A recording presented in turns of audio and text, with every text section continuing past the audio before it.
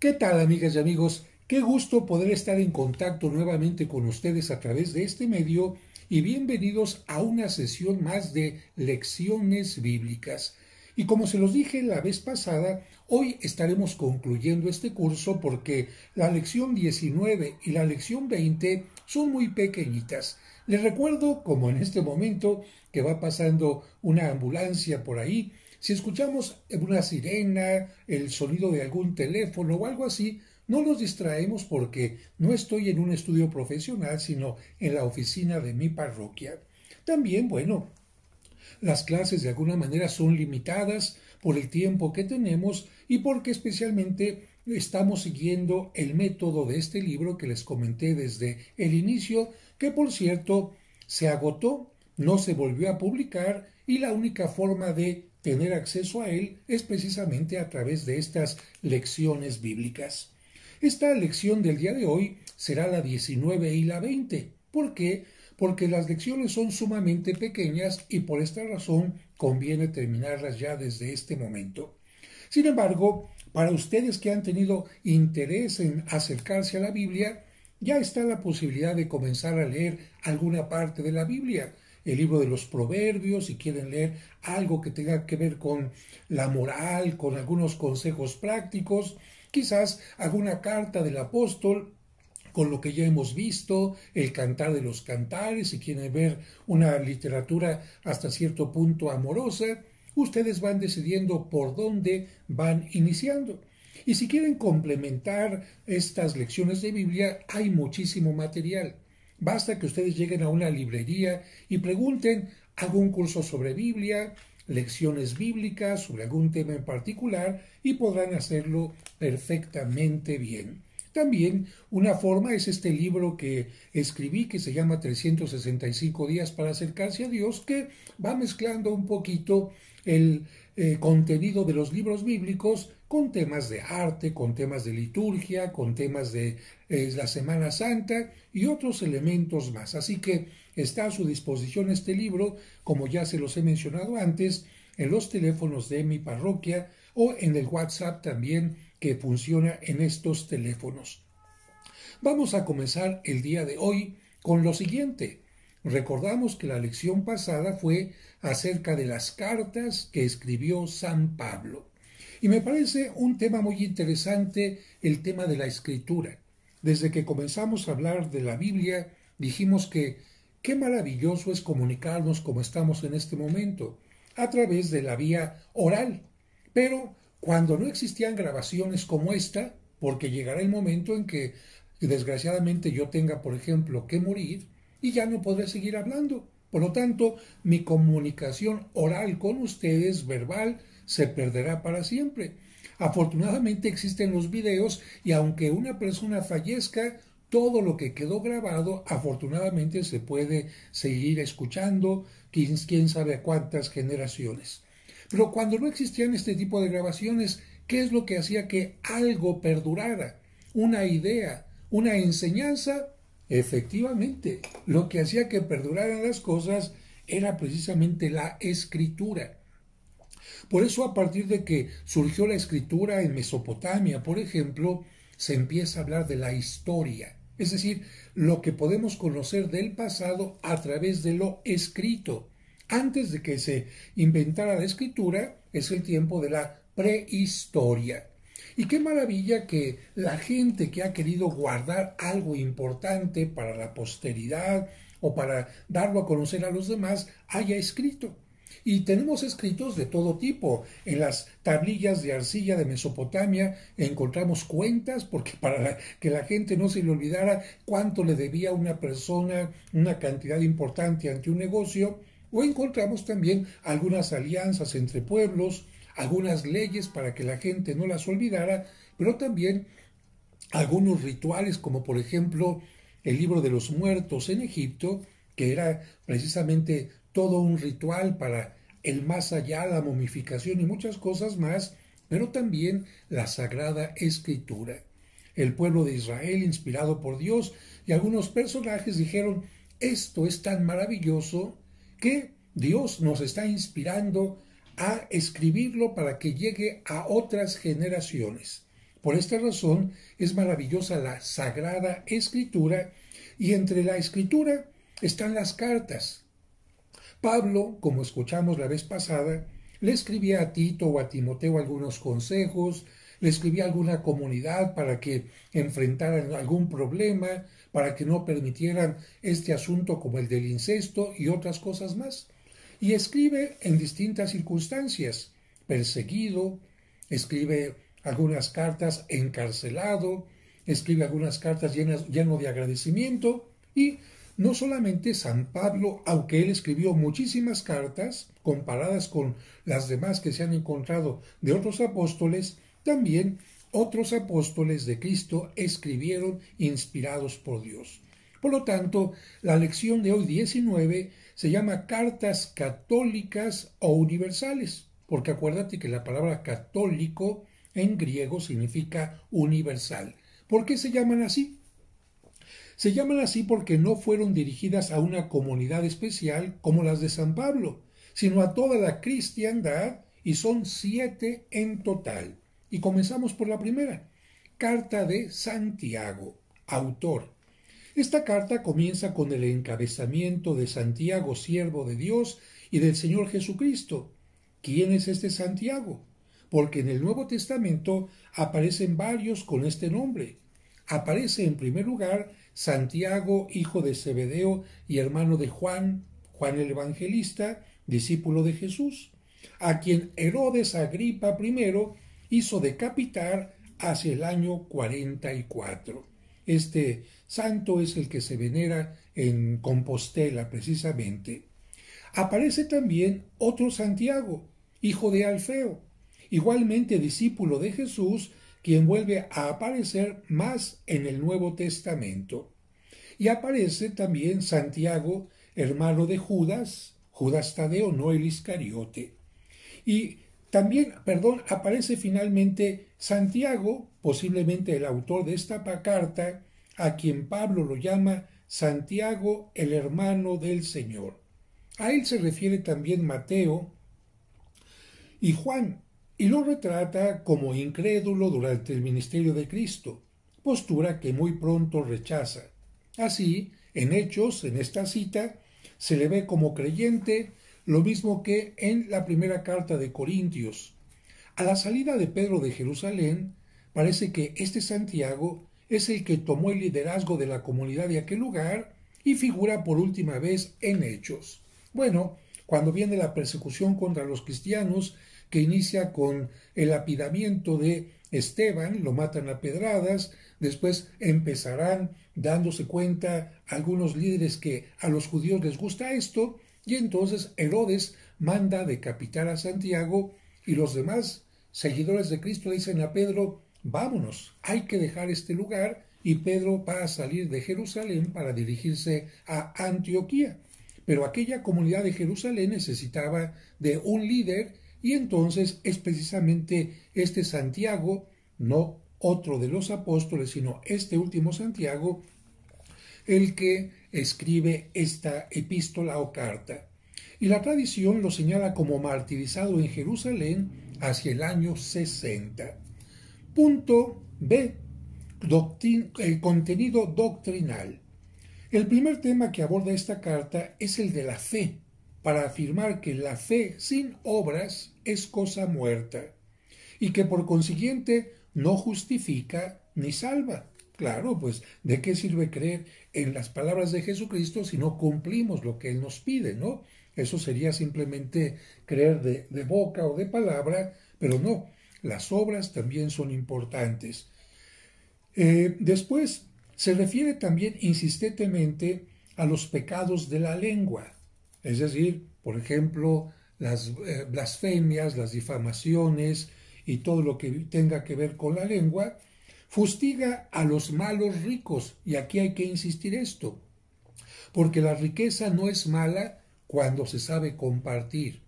Por ejemplo, si un empresario sabe dar fuentes de trabajo, da buen trato a sus trabajadores, etc., esa riqueza es muy buena porque está generando trabajo, está generando beneficios para la gente. Pero en cambio hay ricos que son avaros y precisamente contra ellos habla Santiago. Y habla del sacramento de la unción de los enfermos, de los pocos textos en los que se nos habla de que si hay alguien enfermo, llamen al sacerdote para que unja al enfermo, es precisamente esta carta en el capítulo 5, versículo 13. Y finalmente se refiere a temas tan importantes como los negocios, el respeto a las personas y los desacuerdos entre hermanos, relaciones entre patrones y obreros. Es decir, se mete a la fe, pero en el ambiente de la comunidad. Relaciones entre patrones, obreros, el asunto de los enfermos, la fe vivida en comunidad. Por todo esto, es uno de los libros más prácticos del Nuevo Testamento. ¿Cómo se distribuye? Punto siguiente. Tiene 5 capítulos distribuidos así. Como San Pablo, la primera parte, el saludo, después el cuerpo de la doctrina y finalmente las exhortaciones finales. Como te das cuenta, parece que las cartas en aquel tiempo así eran. Y yo creo que también lo siguen siendo si es que escribes tú en este tiempo. Primero, ¿qué tal? Espero que se encuentren muy bien cuando reciban esta carta. Me da mucho gusto saludarlos, etcétera. Por acá hemos estado bien. Después les escribo esta carta para decirles tal, y después me despido de ustedes esperando que nos veamos pronto, deseándoles salud, etcétera, ¿no? Bien. Vamos ahora a las cartas 1 y 2 de San Pedro. Esto quiere decir que San Pedro escribió 2. Santiago, ¿cuántas? 1, Pedro, 2. Autor. Usando una frase conocida, podríamos decir que Pedro no necesita presentación, porque yo creo que tú lo conoces, ¿no? ¿Quién no conoce a Pedro? Sin embargo, es bueno recoger algunos datos de lo que nos ofrecen las Escrituras sobre su figura y obra. Pedro, ¿de dónde era? De Betsaida, cerca del lago de Galilea, y era ocupación, perfecto, lo dijeron muy bien, pescador. ¿Era hermano de quién? ¿Se acuerdan? Pedro tenía un apóstol, un hermano apóstol que fue el que lo presentó con Cristo. ¿Quién? Andrés. Hay que recordar que Pedro fue puesto como la máxima autoridad entre los apóstoles y que juntamente con Santiago el mayor y Juan, que eran hermanos, fueron los consentidos de Cristo, los más cercanos a él. ¿Por qué? Porque lo acompañaron de acuerdo al Evangelio en varios sucesos importantes como la resurrección de la hija de Jairo, la transfiguración en el monte Tabor y también en el huerto de Getsemaní. Antes de que fuera aprendido Cristo, los invitó a que oraran con él. También de Pedro sabemos que tuvo varios errores, como por ejemplo, negó a Cristo 3 veces, pero lloró su pecado ante la mirada recriminatoria de Cristo. Y no obstante este error, Cristo sabía que los humanos podemos tener errores, pero esto no nos quita las cosas positivas. Por esta razón, Cristo, después de resucitar, lo confirmó como pastor de sus hermanos. Por eso hablamos de el primado de Pedro, por encima de los apóstoles, el primero de los apóstoles.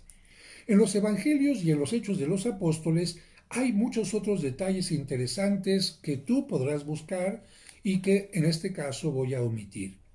Se atribuyen, como ya dije, 2 cartas a este apóstol y vamos a ver el contenido de las 2 cartas y a quienes estaban dirigidas. La primera está dirigida a los cristianos de las distinguidas iglesias de Asia Menor, lo que conocemos particularmente ahora como Turquía. Y tal vez escribió esto durante la ausencia de Pablo. ¿A qué los exhorta? A que tengan una vida de santidad para que sean piedras vivas de la casa espiritual, cuya piedra angular es Cristo. Esto es muy interesante, esta comparación que tanto Pablo como Pedro hacen. Cristo es la primera piedra de una construcción llamada iglesia. Pero si tú pones la primera piedra de tu casa, ¿con eso tienes? No, tienes que ir levantando piedras poco a poquito, formando los muros para que se vaya realizando la construcción. Por eso, si bien Pedro recibió este nombre como una piedra viva, Pedro también dice, no solamente yo, todos los que seguimos a Cristo somos piedras vivas No somos piedras pasivas, sino piedras vivas para que se cumpla lo que Cristo nos pidió, ir formando el reino de Dios. Después tenemos que decir que Pedro llama a los cristianos linaje escogido, nación santa, pueblo de Dios, sacerdocio real y otros títulos que hablan de que, hombre, si somos escogidos por Dios y nos damos cuenta de esto, no podemos considerarnos de otra manera. Esta primera carta tiene 5 capítulos. Y vamos a la segunda carta, en la que Pedro previene a los cristianos contra algo que empezaba a desarrollarse en la iglesia primitiva. Gente que se presentaba como cristiana y no lo era. Gente que empezaba a jalar hacia el lado de los judíos, o bien gente que decía que el fin del mundo ya era una cosa inminente, o bien alguien que decía que Cristo era solamente Dios o solamente era hombre, y muchas cosas que se irán dilucidando, se irán definiendo en los concilios. Pero Pedro previene a los cristianos contra los falsos profetas y doctores que niegan a Cristo. Además les dice que deben esperar con una vida santa el regreso del Señor. Esta segunda carta tiene 3 capítulos. Y vamos ahora a San Juan. San Juan escribió 3 cartas. Y vamos primero a hablar de San Juan. Pasa esta ambulancia. Perfecto, se oyó un poquito la sirena. Esperemos que la persona que va ahí reciba buena atención y nosotros ponemos atención en nuestro tema. San Juan es el mismo autor del 4.º Evangelio. Es el hermano de Santiago el Mayor. Y no es Juan el que bautizaba, porque hay 2 Juanes, acuérdate. Juan el Bautista era casi de la edad de Cristo, y en cambio Juan el evangelista y apóstol era muchísimo más joven que Cristo. Y este Juan escribió 3 cartas. Tanto en el estilo como en la doctrina, tiene hondo parecido con su evangelio. Claro, pues el que escribe generalmente tiene mucho parecido con lo que escribe. Por tal motivo, el tema es también aquí íntimo, delicado y tierno. ¿Cuál es el contenido doctrinal y a quién están dirigidas estas cartas? Primera carta destinada a las comunidades de Asia. Otra vez nuevamente esta parte de Turquía, esta parte que tiene que ver con esta región, y su doctrina se puede concentrar en esta idea. Dios es luz, santidad y amor. Como en el Evangelio, Dios es amor. Para participar en la vida de Cristo debemos caminar en la luz, evitar todo pecado, santidad y amar intensamente a nuestros hermanos. Esta carta está distribuida en 5 partes. Primera parte, una introducción, y habla de el Verbo, el Hijo de Dios que se hace carne, el Verbo encarnado, medio de comunicación con el Padre y el Hijo. Después habla en esta primera parte, después de la introducción, caminar en la luz, vivir como hijos de Dios, estar en las fuentes de la caridad y de la fe, y algunas adiciones más. La segunda carta está destinada a una iglesia de Asia Menor y es un resumen de la primera. Habla del precepto de la caridad y de tener cuidado con los anticristos. Y aquí es muy interesante porque no es un anticristo. Anticristos serán todos aquellos que van en contra de Cristo o que se presentan como si fueran los salvadores del mundo, que también en nuestro tiempo seguramente tú habrás visto que hay. Esta carta segunda es muy corta y tiene solo 13 versículos. Vamos con la tercera carta. Está dirigida ya esta carta no a una comunidad, no a varias comunidades, sino a un amigo suyo que se llamaba Cayo. Este nombre era muy común en aquel tiempo, Cayo. En esta carta le alaba la vida cristiana que lleva y le ruega que acoja, que reciba a los predicadores del Evangelio. Ya Cristo había dicho, el que me recibe a mí, ¿verdad? Recibe a Dios, el que recibe a un niño, me recibe a mí. Recibir a un profeta, recibir a un predicador, es de alguna manera recibir a Dios y por eso Dios siempre recompensa a quien acoge a estas personas.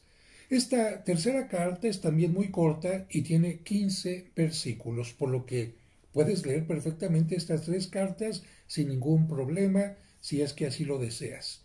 Vamos ahora a la siguiente carta de San Judas. Carta de San Judas.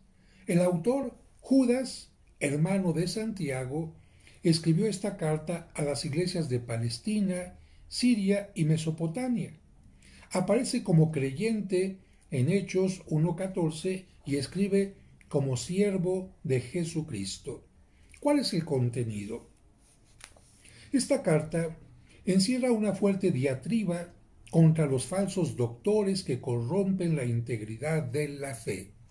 Nuevamente, algo que hemos visto en San Pablo, algo que hemos visto en otros apóstoles.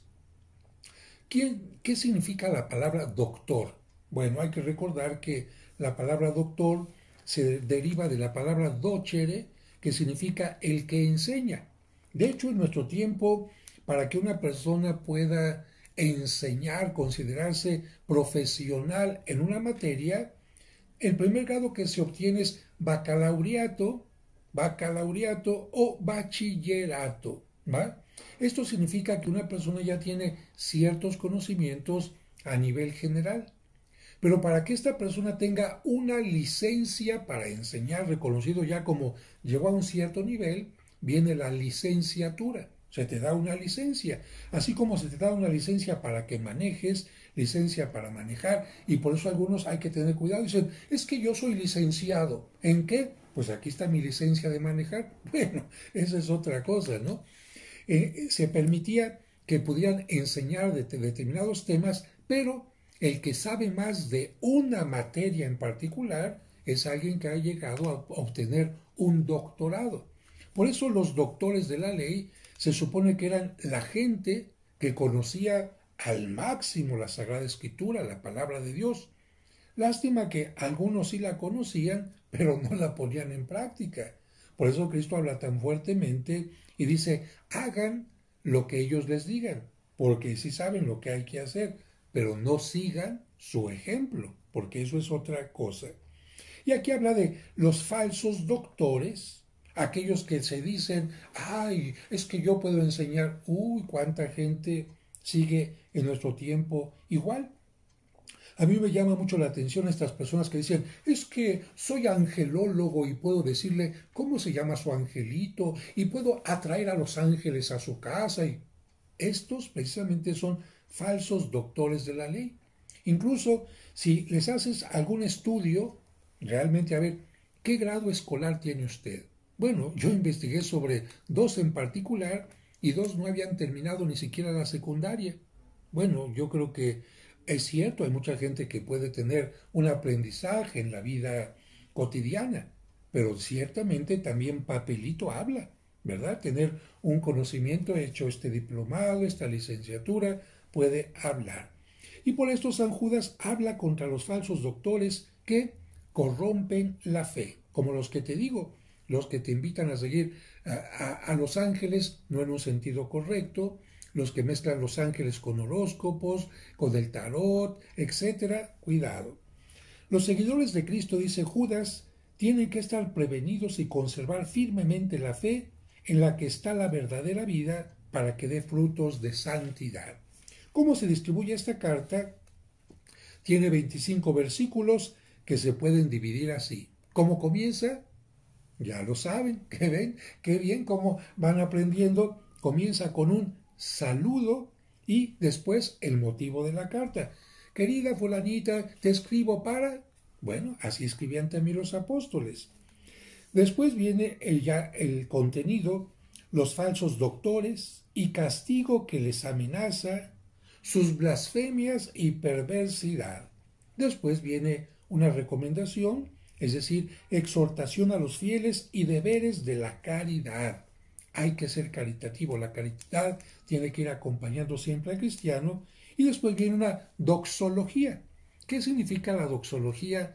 Alabar, venerar, ensalzar a Dios. ¿Verdad? Como por ejemplo esta doxología que tú conoces, gloria al Padre, al Hijo y al Espíritu Santo, etcétera, es una doxología.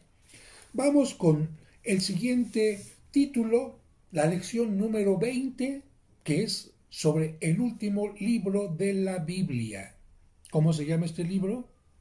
Muy bien, saben muchas cosas, ya ven. Es el número 20, el libro del Apocalipsis. Hablamos ya del género apocalíptico en las primeras lecciones, ¿se acuerdan? El género apocalíptico no intenta hablar de destrucción, del fin del mundo, no intenta hacernos tener miedo, sino por el contrario. Cuando haya momentos en que parece que el sol se apaga, que la luna se tambalea o las estrellas, que viene esto o aquello, no tengan miedo. ¿Por qué? Porque nosotros estamos tomados de la mano de Dios. Ah, claro. ¿Quién debe de tener miedo? El que vive en forma contraria a lo que Dios nos pide. Yo siempre comparo esto de las lecturas apocalípticas con el examen de una persona. Si la persona estudió para el examen, si está preparada, llega, le presentan el examen, ¡ay, qué bien! Esto lo sé perfectamente. Aquí viene, pregunta A, B, C, 18, esto, y la persona sale contenta. ¿Por qué? Porque se preparó, dice, voy a sacar 10. En cambio, si la persona no se preparó para el examen, va a empezar a, tratar de ver a quién le copia y lamentablemente a veces esto es en vano. Porque, a ver, de títere igual, ay, ¿cuál será inciso A, B, C? Tin Marín de Doping, güey, Cucaramácara, títere fue. No, no, no, no. El que no se prepara cuando viene un examen, le va muy mal. Y en la vida hay muchos exámenes que no siempre la gente pasa, ¿eh? ¿Por qué? Porque no se ha preparado.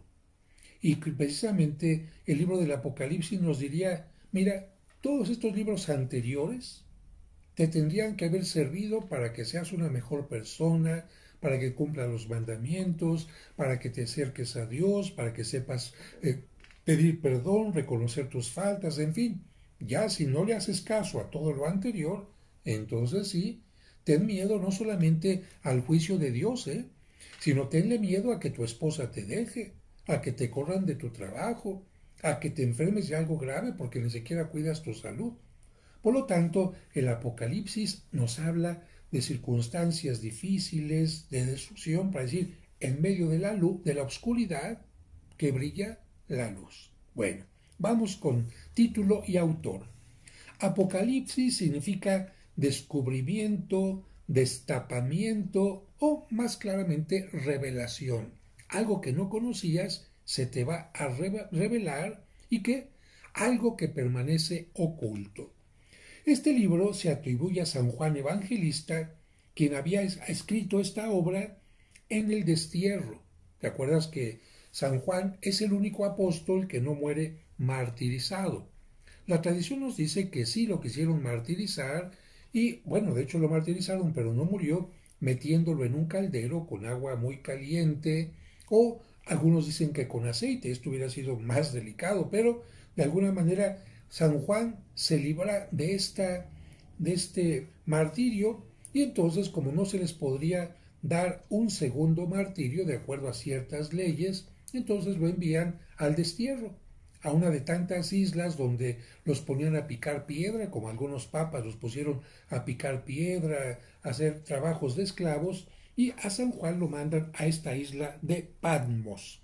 Puedes buscar la islita en tus mapas. Esta isla está en el mar Egeo y es enviado San Juan bajo el imperio de el emperador Domiciano, de acuerdo al Apocalipsis 1:9.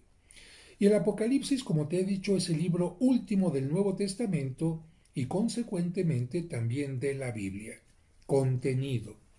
Este libro fue escrito para animar a los cristianos que sufrían persecución. Más adelante te comento algo. Porque en aquellos tiempos la iglesia estaba siendo perseguida y los cristianos se veían envueltos por lo mismo en muchas tribulaciones. A esta anomalía se refiere Juan en su escrito envolviéndola en alegorías y símbolos muy difíciles de entender. Y los intérpretes ven aquí una visión teológica del sentido de la Iglesia desde el principio hasta el fin de los tiempos. Su lenguaje se asemeja al de los profetas que anunciaban el día de Yahvé, y como ellos, como los profetas del Antiguo Testamento, vaticina especialmente tres cosas. Bien, me regreso primero al Antiguo Testamento y a los profetas que decían: tengan cuidado, pueblo, tengan cuidado, sacerdotes, tengan cuidado, dirigentes, tengan cuidado, enemigos del pueblo de Israel, porque un día va a llegar el día del Señor y Él va a venir a darle a cada uno su merecido. Algo así como el hermano mayor que les dice a los hermanos chiquitos: tú no hiciste tu tarea, tú no quieres comer la comida, tú esto, pero va a llegar papá y mamá y a ver cómo les va, ¿no? Bueno, haciendo una comparación, esta, digamos, manera de hablar de los profetas del Antiguo Testamento, es decir, todo tiene un límite. Y ojalá que el trabajo que tienes que hacer, que las cosas que tienes que hacer, las hagas a tiempo, porque si no, te puede ir muy mal. Ahora, permítame un momento para hablar de las persecuciones. Las persecuciones, como ustedes saben, contra la iglesia van a empezar desde el inicio. Los mismos judíos, de hecho, persiguieron ¿a quién? A Cristo. Lo estaban asediando, persiguiendo. ¿Para qué? Para ver de qué manera se deshacían de él. Así que la iglesia nace con persecuciones porque a Cristo lo persiguen hasta que lo acaban.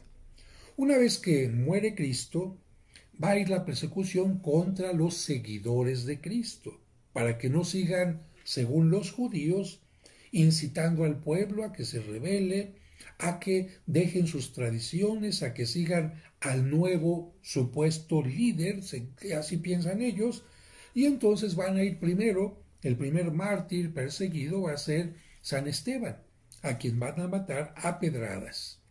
Después se nos habla en los Hechos de los Apóstoles que Pablo busca perseguir todavía a los seguidores e incluso pide permiso para salir de Jerusalén y tomar un camino hacia el norte para acabar con los cristianos. La persecución judía sigue, San Pablo se convierte, pero a San Pablo ahora lo van a perseguir y van a perseguir a otros. Viene después la decapitación de Santiago, apóstol, el obispo de Jerusalén, y después vendrán otras persecuciones, por lo que Pedro tendrá que viajar a Antioquía, donde será obispo, y casi la mayoría de los cristianos se van a ir también a Antioquía, y por eso en esta parte es donde se les va a llamar por primera vez cristianos. ¿Para qué? Para distinguir que hay judíos que no siguen a Cristo y hay judíos que sí siguen a Cristo. Estos judíos que siguen a Cristo son los que se van a llamar cristianos, y a estos se les van a unir otros no judíos llamados gentiles. Así que a los gentiles y a los judíos que siguen a Cristo en Antioquía se les va a empezar a llamar cristianos. Pero la persecución no fue únicamente de parte de los judíos, sino que en el año 64, después de Cristo evidentemente, sube al imperio un emperador llamado Enobarbo, que más bien la gente lo conoce como Nerón.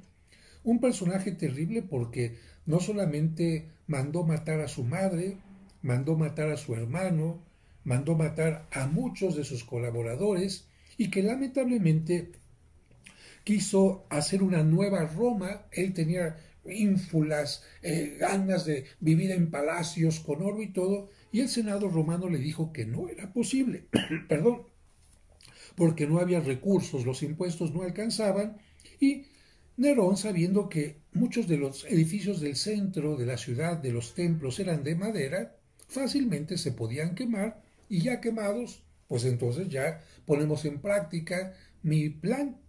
Bueno, la tradición nos dice que Nerón manda quemar una parte de la ciudad, pero Roma tiene unos vientos muy particulares que cambian de repente, y lo que él pensaba que iba a durar unas cuantas horas, dura 1, 2, 3, 4, 5, 6, 7, varios días, y toda una parte de la ciudad queda destruida y esto ocasiona el enojo de mucha gente.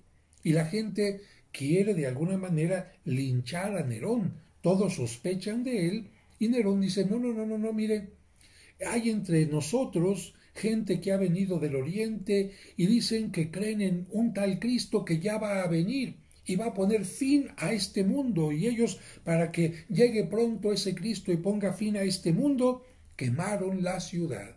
Bueno, entonces de esta manera Nerón se lava las manos, Nerón se sale con la suya para levantar una ciudad, todo el foro romano de una mejor manera, y también se sale con la suya porque el odio de la gente va a ir contra los cristianos. Y entre los cristianos no creas que había solamente gente de bajos recursos. No, en Roma había gente de muchos recursos que tenían haciendas, que tenían grandes casas, que tenían comercios, campos. Y Nerón dice, ¿de dónde va a salir el dinero para algunas cosas? Bueno, no solamente ordeno la pena de muerte contra los cristianos, sino que no pueden heredar su fortuna a sus hijos aunque no sean cristianos. Así que pena de muerte y les incautamos sus terrenos, les incautamos sus bienes. Y claro, una persecución ordenada por el emperador y apoyada por todo su ejército, pues bueno, la gente va a empezar a denunciar a uno, a otro y a otro, y en tiempos posteriores también van a llegar a buscar directamente al Papa, a los obispos, a los sacerdotes, y todos van a morir ejecutados. Lamentablemente estas persecuciones, porque servían para incautar mucho dinero y propiedades, fíjate cuánto tiempo duraron. Del año 64 con Nerón, un emperador, otro, fíjate, hasta Constantino, el año 313. Del 64 al 313, pues casi 250 años de persecución. Y San Juan, inspirado por esto que está pasando, porque a Juan lo persiguen, está dándose cuenta de lo que pasa, el imperio romano está destruyendo a los cristianos, a las comunidades, está quemando sus libros, incluso San Juan es inspirado para decir, este no es el final. Ánimo a los cristianos perseguidos. Y de hecho, en el capítulo 12, él tiene una visión en la que representa a la iglesia como una mujer que está embarazada, que da a luz, ¿verdad? La iglesia está embarazada de Dios. Acuérdate que la iglesia, el pueblo de Dios, se puede representar como una mujer casada con Dios. Y esta mujer da a luz a Cristo. Es la iglesia la que va a llevar a Cristo a todas las partes. Pero en el momento en que esta mujer da a luz, está a punto de dar a luz, aparece un dragón de 7 cabezas que representa el imperio romano. Y este imperio romano, ¿qué es lo que intenta hacer? Acabar con ese niño, con ese mensaje que trae la iglesia, pero Dios le da a esta mujer unas alas para que pueda huir y el dragón no le haga daño. Pero el dragón va a estar detrás, diciéndonos San Juan que la iglesia siempre tendrá en algún lugar, en otro, en un tiempo o en otro, tiempos de persecución, y de hecho en este momento hay lugares donde los cristianos están siendo perseguidos. De tal manera que San Pablo dice, pero ¿qué le pasa a ese dragón?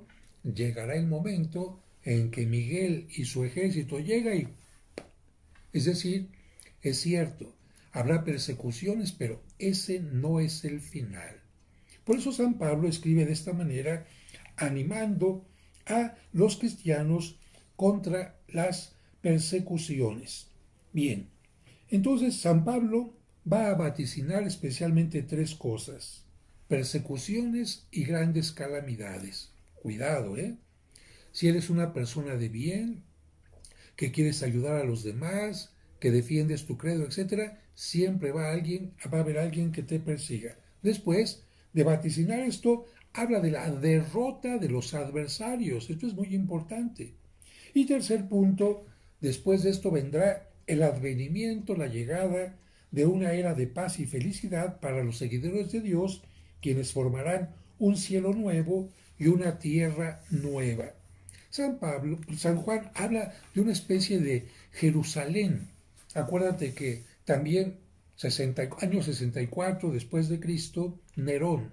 Pero 6 años después, en el año 70 después de Cristo, los romanos también van a querer destruir a los judíos. ¿Por qué? Porque ya entre los judíos ha habido varios rebeldes que se han ido en contra del emperador, en contra del imperio, ya no quieren pagar impuestos, y Roma dice, a ver, vamos a permitir que este grupito, este puñadito dé el mal ejemplo a nuestras otras poblaciones. No, al contrario, hacemos con este un escarmiento y las demás poblaciones lo van a entender. Como en algunos lugares, ¿no? Donde dicen, a ver, ya está muy dura la situación, vamos a poner pena de muerte. Y llevan a uno al cadalso, lo matan y a ver si te atreves tú también a hacer lo mismo, ¿eh? Y los romanos eran así. Hay que dar un escarmiento a los judíos. ¿Y cómo lo hacemos? Destruyendo su ciudad más importante y destruyendo lo que más les duele, el templo. Por esta razón, bajo las órdenes de Tito, van a llegar los ejércitos a Jerusalén, van a destruir toda la ciudad. Por eso Cristo lloró antes de su muerte, porque profetizó ese momento, ay de ti Jerusalén, si me hubieras escuchado, pero como no lo hiciste, no quedará piedra sobre piedra. Y el templo lo destruyeron. Y desde entonces, desde el año 70 después de Cristo hasta nuestra fecha, los judíos no han podido levantar el templo en Jerusalén.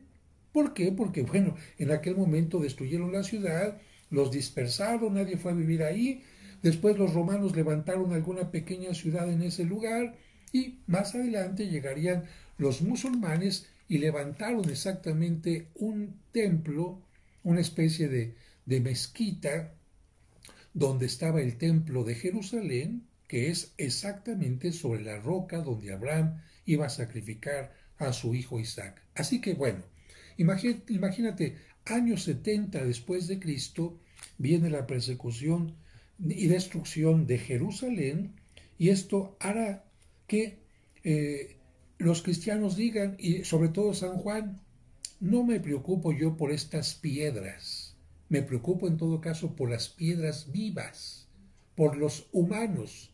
Cristo ya nos dijo que ya no importan las piedras, lo que importa son los seres humanos. Y Cristo nos dijo que llegaría el momento en que ya no se daría a Dios culto en el templo de Jerusalén o acá o allá, sino se le daría culto en espíritu y en verdad. De tal manera que las iglesias construidas son un lugar donde nosotros podemos reunirnos, celebrar los sacramentos, etc. Pero lo que importa no son las iglesias formadas por piedras, sino la iglesia formada por piedras vivientes, y por eso en el Apocalipsis se habla de la Jerusalén celestial, una iglesia desarrollada, una iglesia evolucionada, una iglesia triunfante. Bien, después de esto habla también con el advenimiento del reino de Dios junto con el Señor, Rey de Reyes y Señor de los Señores, como príncipe soberano de la creación, todas las cosas se someterán a su voluntad. Será así como una especie de, perdón por la comparación, de sistema planetario, donde Cristo será como el Sol y todos los planetas que giran a su alrededor. Así será el momento final. Cristo será como un gran imán que por su amor, por su paz, por todo lo que es, atraerá a todos hacia Él. Evidentemente que aquellos que no hayan querido seguirlo serán expulsados no por Dios, sino por ellos mismos, son los que se saldrán de la fiesta porque no quisieron estar en ella. ¿Cómo se distribuye este libro?